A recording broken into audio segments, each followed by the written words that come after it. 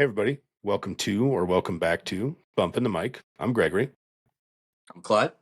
And today we're going to be continuing our Cryptid Countdown series, talking about the Yeti, the Sasquatch, the Orang Pendek, like all those different variations of what might just be the same thing. Mhm.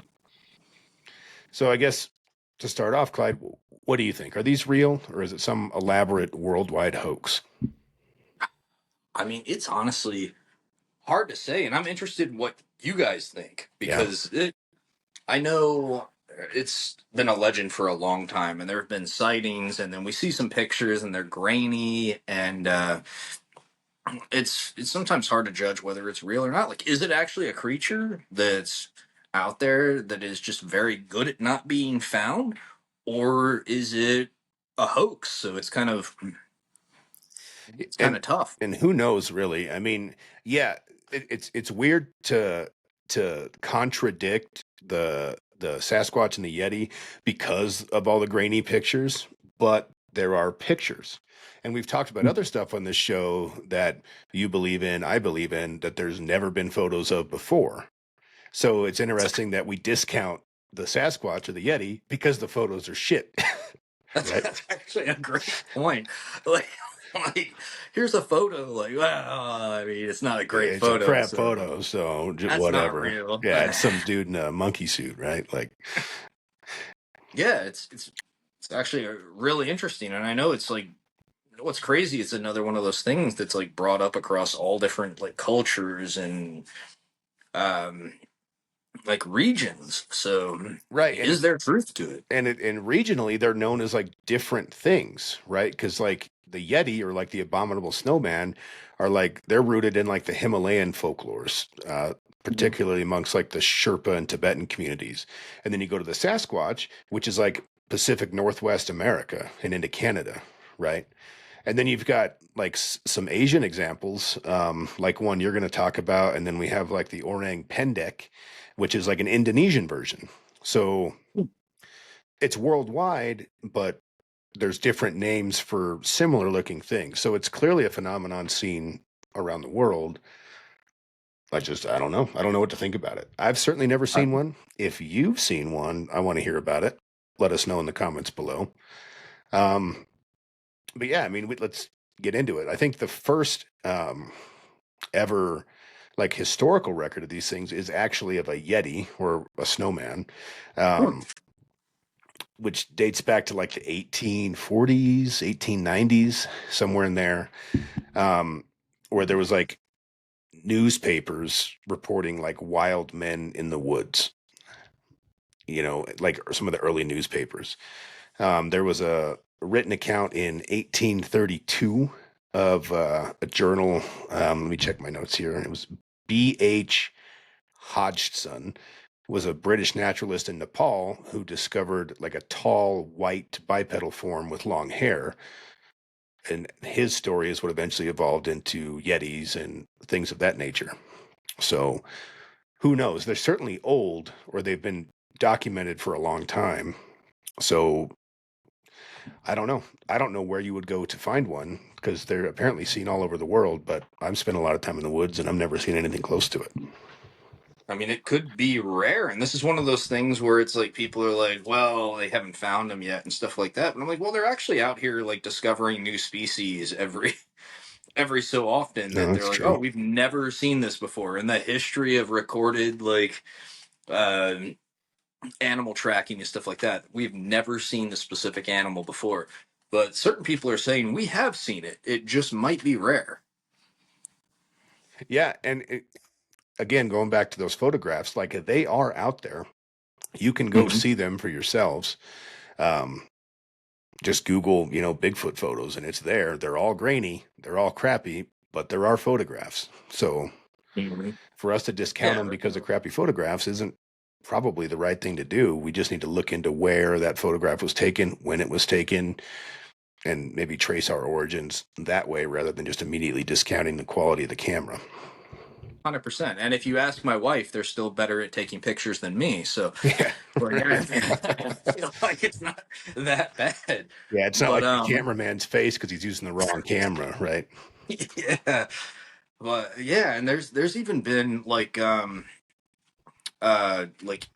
crazy documented cases of people seeing multiple of these creatures. And the one I bring up, and forgive me for my pronunciation, I believe they called it the Noi Rong in Vietnam. And this occurred during the Vietnam War. So this was Oh, during active combat operations. Like there's two sides fighting in the middle of certain parts of the jungle in Vietnam. And both sides reported being attacked by what would be described as a Sasquatch. So they described them as, tall, large, hairy, and it's. I mean, if like one person said they saw it in the middle of the jungle, that's kind of like, well, but both sides, multiple people on both the American and the Vietnamese side reported being attacked by these. So that's kind of like, how would they all just come up with that at once? yeah, I don't know. Like you talk about being attacked. Like what were the stories there, or what led into that? There's actually not like there's different reports of different things, but they reported that as they were in active combat operations, they would be in the jungle fighting, and all of a sudden, one of these creatures would just come out of the jungle and attack their unit, and then disappear. So And are you these can actually look it reports up. from like the North Vietnamese Army, the Viet Cong, or USGIs? Like Both. So it was really? both the North Vietnamese Army, the NVA, as well as the U.S. side. So and both of them were kind of coming out at the same time, which is weird. Were like was there a bunch of stories, or were there like just a couple that you found isolated to one region, or were there stories all around that conflict? Not all around the conflict. I can't remember the exact region that they said it was in, but it was one specific region. And it was during a certain amount of combat operations. And during that, both sides at the same time were reporting that they were attacked by these creatures. Interesting. It's crazy you say both sides too, because if it was just GIs, that could be attributed to like, elephants or whatever, because the NVA were known Mhm. to use elephants to transport goods. And if I was Correct. in Vietnam fighting that war and I saw tree trunks walking around, I'd probably think it was something crazy too, when in Right. fact it was just an elephant. No, but both sides were equally confused. Like, what the hell is that? Wow. So, That's insane. like, yeah, it's I'm surprised that that fight didn't end right there. Like, if I'm in the middle of trying to fight what I think is just like a normal war, and you have a Sasquatch run out of the jungle at me, like, I'm gonna go. I want leave.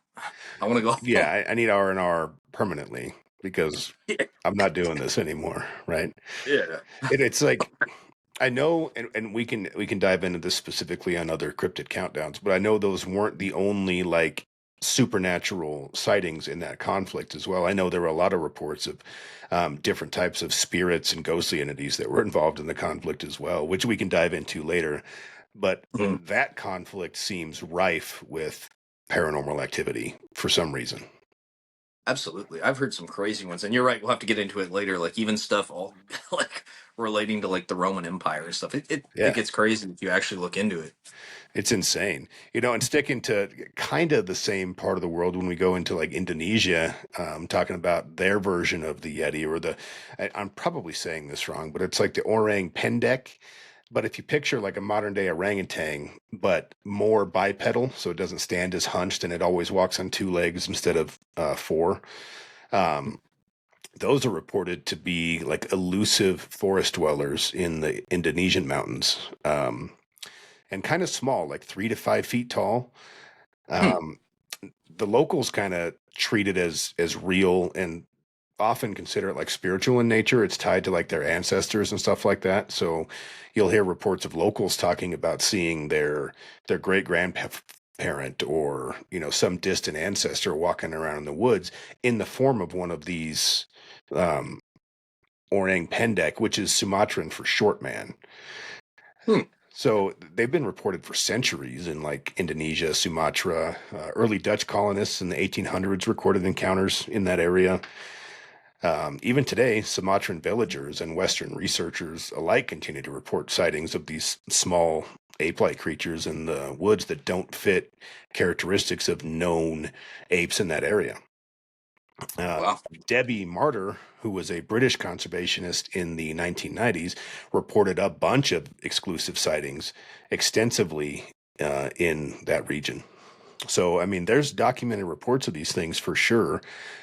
Um, and again, the witnesses all describe kind of a more upright posture, a short but stocky build, and like a human-like face. So they don't move like your typical, apes do. Hmm. So it's interesting. And the prints, to my recollection, are smaller than an ape, but they're more human-like. They've got a pronounced heel, toes. So who knows? Maybe these are those, ancient ancestors of the Indonesian Sumatrans that are out there walking around, and they just look different coming back into this world now than when they were alive. And Wow. maybe it's just some unknown primate that has yet to be cataloged as well. But they're certainly out there, documented by plenty of researchers, and the locals seem to know them really well. Oh yeah. It can get crazy. I even watched a an interesting video for those of you guys that are familiar with the Missing 411 series, which is absolutely fantastic. If you get into it, I recommend highly to look it up. It's super interesting and creepy at the same time, downright horrifying sometimes. And I just saw one the other day that was crazy, and it was like it almost gave off like Bigfoot vibes. And this is right here in America, where a family was out camping, doing whatever they were doing. They turned around for a split second, turned back, and their daughter had gone missing. And you can actually, if you look it up, I'll have to like find it out later and post the actual name of the event in the chat. But um, she went missing. They launched an entire search party for this girl. They ended up finding her like badly mangled body like miles away. And when they found it, they actually found, and this is where there are pictures of it. They found a footprint, a human-esque footprint in the mud. The only one they found in a certain area of mud that was not covered by grass. And they said it was larger than anything they'd ever seen. And they said it was too large to be a bear, too large to be anything that they would have ever seen in those woods. And next to it, they also found a spot where the grass was crunched as if something had laid down. And they said that was also too large to have been a bear. So there's like reports out there. There's sightings. There's grainy photos, like you said. And then there's evidence like this that's like, well, if it's too large to be anything out there and the footprints aren't matching up, like, what is it? Yeah, and when you look into all of these things, like, it's easy to attribute these types of things to a yet undiscovered or uncatalogued primate or great ape in whatever continent. But you got to think with the amount of research that's gone into not just this, but just the animal kingdom as a whole and modern technology, you'd think if there were things this big wandering around, they would have been cataloged by now. Right. So, I mean, we talk about the North America, the Bigfoot, Sasquatch. There's 10,000 plus reported sightings across the U.S. and Canada.